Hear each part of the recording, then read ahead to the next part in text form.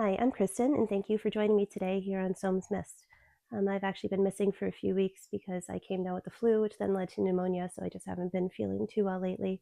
But during the time that I was on bed rest and just trying to recover, my mind kept coming back to the concept of safety in regards to contact. So that was something that I really wanted to touch upon today in regards to how safe it is to really reach out and make outgoing contact in order to receive messages or see lights in the sky, and how safe it is to kind of believe in all of the messages that you might be getting clairvoyantly or telepathically, claircognizantly. Um, so to kind of touch on some other researchers that have looked into like the safety of contact, there are the researchers Carla Turner and Eve Lundgren, and both of these researchers that have spoken to many experiencers, many abductees, contactees, something that they've come away with is that um, there are many forms of higher intelligence that behave as tricksters or behave with kind of malevolent motives. So in Carla Turner's research, she spoke to many, many people who were contacted or taken, and they ended up having physical contact that was very negative. I would not get into that here, but a lot of contact that people wish that they had not had.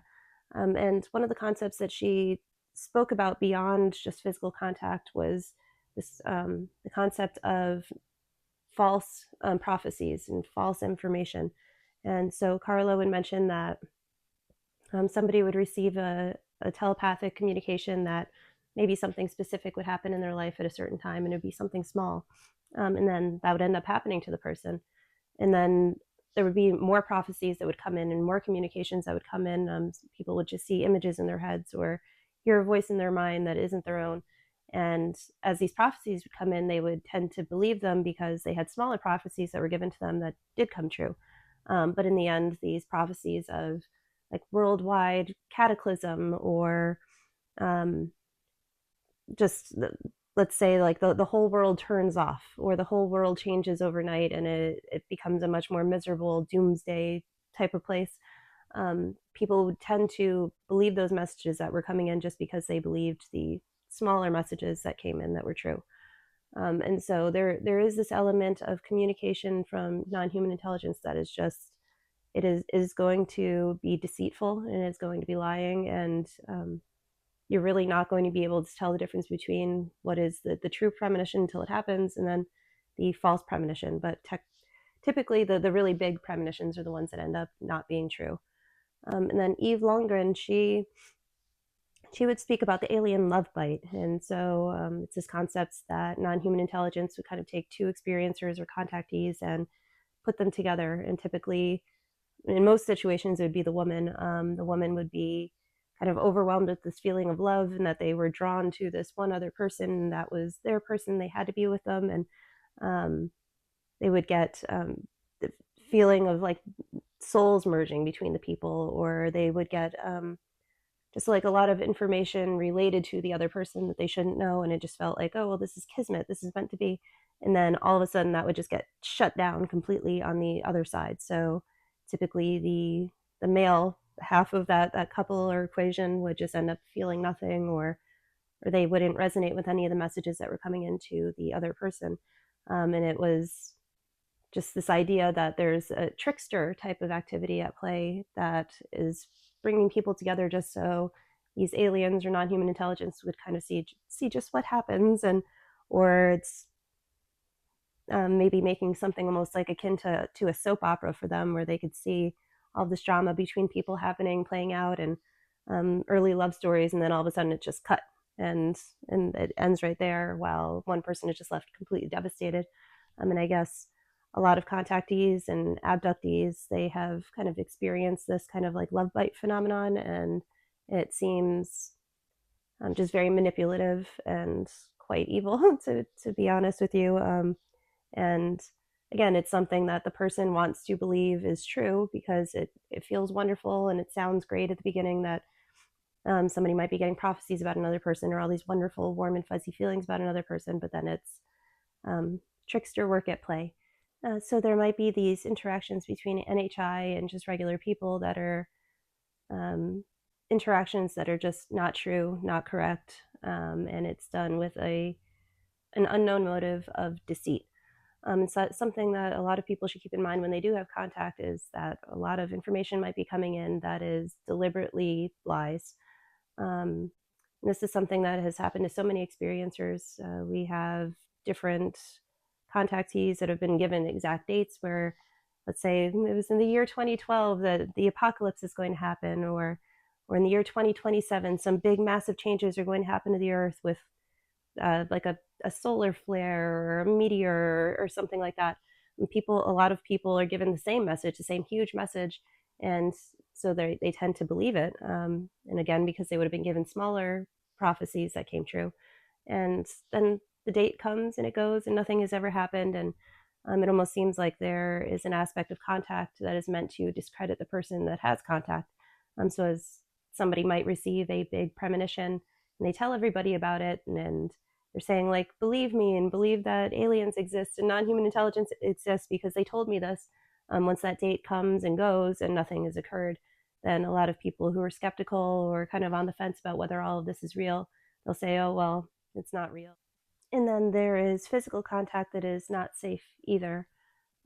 So a lot of people are familiar with Skinwalker Ranch. On Skinwalker Ranch, there have been cattle mutilations. There have been people who have seemed to have radiation burns or have had radiation injuries. There have been people just in general that get injured, and then once they leave the ranch and they go back home, they have stories of there being like the hitchhiker phenomenon, where whatever this non-human intelligence is, it has followed them from the ranch back to wherever they live in the country or wherever they live in the world. And um, the contact that they have once they're at home is kind of creepy, disturbing. People feel like they're being watched. They see shadows walking around them. They'll see poltergeist activity happening. I was just watching a video that Jesse Michaels produced, and he was at Skinwalker Ranch, and he was mentioning that once he got home and he was editing his footage of being at the ranch, his computers and all of his equipment started malfunctioning and going all haywire. And so he was mentioning that he was just really happy that he wasn't there anymore. And again, it's just this kind of trickster, negative type of contact that can end up happening. And something that I really wanted to mention is that CE5 might not be safe, especially if you don't already have ongoing contact with some types of beings that you're familiar with and comfortable with. So I have had lifelong contact that started out with like kind of ghost poltergeist type of activity, and as I've gone on in my life, I've seen grays, I've seen these huge orbs, like lots of the different activity. But it started out with the phenomena contacting me and interacting with me and searching me out. And my parents also had contact, so there's like a familial type of aspect to what's been going on in my life. Um, and for that reason, I have had a lot of really positive contact, that I could say like I'm really happy that I've had this happening in my life. But um, I can't say the same type of outcomes could happen for somebody who is deliberately reaching out and carrying out like CE5, which is Close Encounters of the Fifth Kind, which is meditating and sending your energy and your love upwards and outwards and just seeing whatever will respond back. Anybody who has seen the show or read the book Three Body Problem is aware of the concept that once you reach out into the universe and something hears you, you don't know what's hearing you and you don't know what's going to respond back to you. Um, so there really should be a measure of safety and a measure of discernment that goes into making contact. Um, I typically will not make contact and reach out really heavily and really hard with my mind unless I can tell that there's already something in the room with me, or I just get this claircognizant, like knowing that something is around me, wants to talk to me, or I've already had kind of clairvoyant imagery coming in or some kind of messages. At that point, I'll allow a flow of information to come in, or I receive information in dreams, which just seems safer.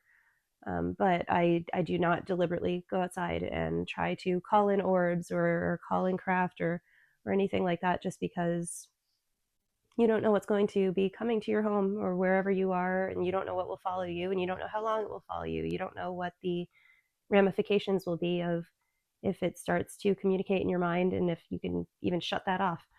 So I know that a lot of experiencers, they try to paint everything with a broad brush of everything is wonderful, love and light and magic, or they try to paint it as everything is demonic and evil and satanic and all of that. But I think that there is a middle ground, and there's a lot of discernment that should go into what you're doing when you kind of reach out into the ether and you expect to hear something back. If you have any kind of recommendations or stories of your own in regards to keeping safe while having contact with non-human intelligence, please let me know. The best advice I would really give is to reach out to God or source or whatever higher being, higher power that you believe in, and ask for protection. And make sure that nothing can access you that you haven't given any access to.